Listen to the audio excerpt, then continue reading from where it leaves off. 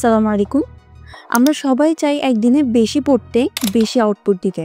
কিন্তু বাস্তবে দেখা যায় ১ থেকে ২ ঘন্টা পড়ার পরই আমাদের মাথা ধরে যায়, ফোকাস ভেঙে যায়। আসলে পড়াশোনা শুধু উইল পাওয়ার দিয়ে হয় না, এর পেছনে আছে কিছু সায়েন্টিফিক টেকনিক্স। আজকে আমি তোমাকে এমন ৫টি ট্রিক দেখাবো যেগুলো ফলো করলে তুমি পারবে দিনে ১০ ঘন্টা পড়াশোনা করতে। স্ট্রেস ফ্রি, একদম স্মার্ট ওয়েতে।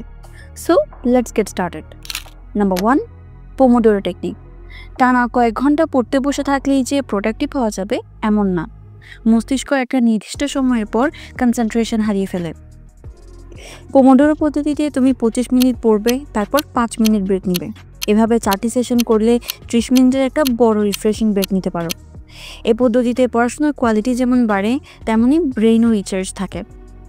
যারা প্রোক্রাস্টিনেশন দূর করতে চাই তাদের জন্য এটা গেম চেঞ্জার হতে পারে। নাম্বার 2, সকালবেলা পড়া। সকালবেলা ব্রেইনের কগনিটিভ পাওয়ার সবচাইতে বেশি থাকে। তুমি যদি সকাল ৬টা থেকে ১০টার মধ্যে গুরুত্বপূর্ণ বা কঠিন বিষয়গুলো পড়ে ফেলো, তাহলে দিনের বাকিটা সময় লাইট আর স্মুথ যাবে। কারণ সকালে ডিস্ট্রাকশন কম, মাথা ফ্রেশ থাকে, মনোযোগও শার্প হয়। বিশ্ববিদ্যালয়ের টপার্স সকালের সময়টাকে বেশি ইউটিলাইজ করে। নাম্বার 3, সঠিক পড়ার এনভায়রনমেন্ট তৈরি করো। পরিবেশ তোমার পড়াশোনার সবচাইতে বড় ফ্রেন্ড আর এনিমি, যেটা তুমি ক্রিয়েট করো। বিছানায় শুয়ে পড়লে ঘুম চলে আসবে, মোবাইল পাশে থাকলে মনোযোগ চলে যাবে। তাই পড়তে বসো টেবিল চেয়ার সব সেট আপ করে। রুম ক্লিন আর মিনিমাল রাখো, মোবাইল সাইলেন্ট অথবা অন্য রুমে রেখে আসো। দরকার হলে লাইট ইনস্ট্রুমেন্টাল মিউজিক চালাতে পারো, এটা কিছু কিছু মানুষের ক্ষেত্রে কাজ দেয়। এই ছোট ছোট বিষয়গুলো তোমার ১০ ঘন্টার প্রোডাক্টিভিটি ঠিক করে দেয়। নাম্বার 4, খাওয়া দাওয়ায় ব্যালেন্স রাখো। পেট ভারী হলে মাথাও হালকা থাকবে। তেল মশলা জাতীয় খাবার খেলে অথবা ঝাল জাতীয় খাবার খেলে পড়ার সময় ঘুম চলে আসার সম্ভাবনা বেশি থাকে। তাই হালকা খাবার খাও, যেমন কলা, ডিম, বাদাম এবং অবশ্যই লটস অফ ওয়াটার।